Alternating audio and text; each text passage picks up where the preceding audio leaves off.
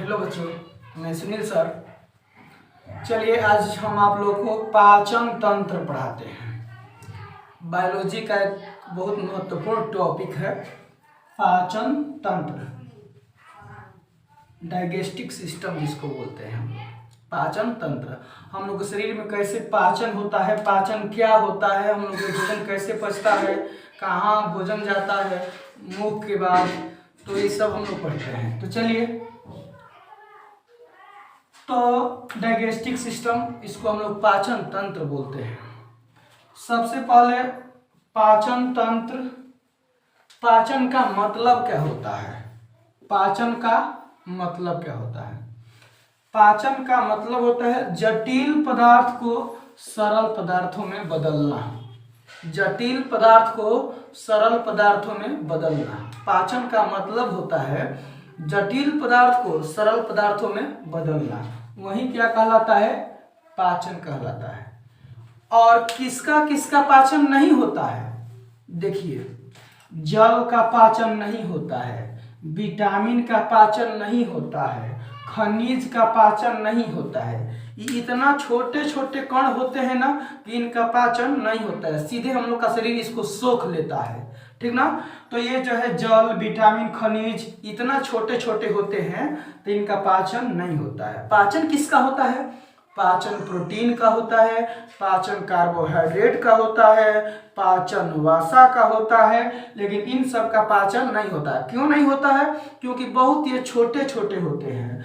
तो पाचन के मतलब का होता है जटिल पदार्थों को सरल पदार्थों में तोड़ना। जटिल मैंने समझ रहे, यानी बड़े बड़े पदार्थों को छोटे छोटे पदार्थों में तोड़ना। जैसे हम लोग क्या रोटी खाते हैं तो उसको कूच कांच क्या करते हैं, उसको छोटे छोटे भागों में हम लोग ये कर देते हैं, तब ना हम लोग अंदर, ही ना कि इस तरह हम लोग प्रवेश किए, इस तरह खाए और उसी तरह घोट थोड़े जाते हैं। हम लोग पहले मुंह में लेते हैं, उसको पूछते हैं पूरी तरह से ना, तब ये हम लोग अंदर। तो ये छोटे छोटे ये जटिल पदार्थ को सरल पदार्थों में तोड़ना, यही कहलाता है पाचन।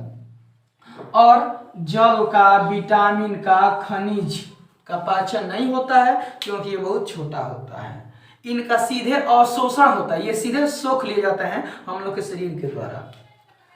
पाचक एक प्रकार का फिजियोकेमिकल है। फिजियोकेमिकल मतलब कूच कांच के हम लोग क्या करते हैं, कूच कांच को उसको छोटे छोटे भागों में तोड़ देते हैं, उसके बाद अंदर जाते हैं तो और छोटे छोटे भागों में क्या होता है, टूटता है। और पाचन के मुख्य काम क्या है? हम लोग का भोजन क्यों पचता है? हम लोग का पाचन का मुख्य कार्य क्या है? तो पाचन का मुख्य कार्य क्या है? ऊर्जा प्राप्त करना। क्या करना? ऊर्जा प्राप्त करना। अब देखिए, तो पाचन, अब पाचन में कौन कौन शामिल होता है, कौन कौन चीज हम के शरीर के अंग, कौन कौन अंग मिलके पाचन करता है? तो सबसे पहले हम लोग देखेंगे आहार नाल। आहार, आहार माने भोजन होता है और नाल माने नली। भोजन जो ना नली में रहता है या जिस नली से जाता है उसको क्या कहते हैं? आहार नाल। इसकी लंबाई 32 फीट होती है। अगर मीटर में कहिएगा तो 8 से 10 मीटर। कितना? 8 से 10 मीटर। अगर मीटर में कहिएगा तो 8 से 10 मीटर होती है। अब देखो, आहार नाल मतलब आहार माने भोजन और नाल मतलब नली। ये नहीं कि हम लोग का आहार नाल यहाँ से यहाँ तक है। जब तक हम लोग के शरीर में भोजन रहता है, समझ लो कि आहार नाल में भी रहता है।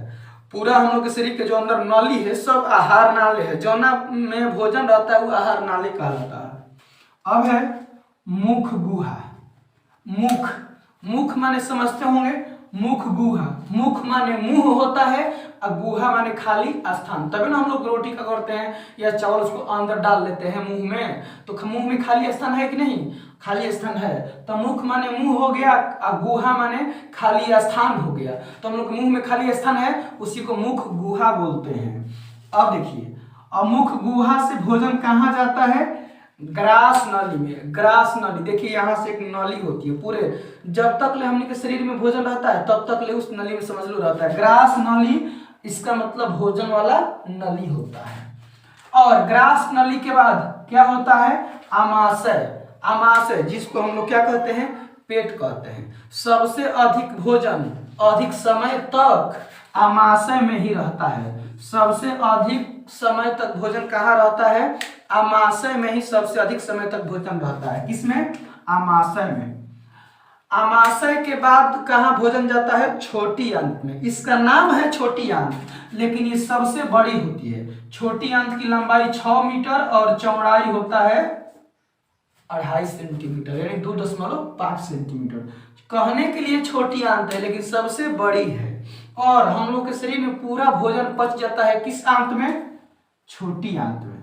छोटी आंत में हम लोग के शरीर में पूरा भोजन पच जाता है। आमाशय में भोजन कितना समय रहता है? 4 घंटा। सबसे अधिक समय तक आमाशय में भोजन रहता है। कितना घंटा? 4 घंटा रहता है। छोटी आंत की लंबाई, अगर आपसे कोई पूछेगा कि हम लोग के शरीर में भोजन कहाँ पूरा पच जाता है, यानी पूर्ण रूप से कहाँ पच जाता है, तो छोटी आंत में हम लोग का जो भोजन होता है पूर्ण रूप से पच जाता है। और इसकी लंबाई कितनी होती है? इसकी लंबाई होती है 6 मीटर। चौड़ाई कितनी होती है? 2.5 सेंटीमीटर। अब देखिए, अब बड़ी आंत। बड़ी आंत का काम क्या है?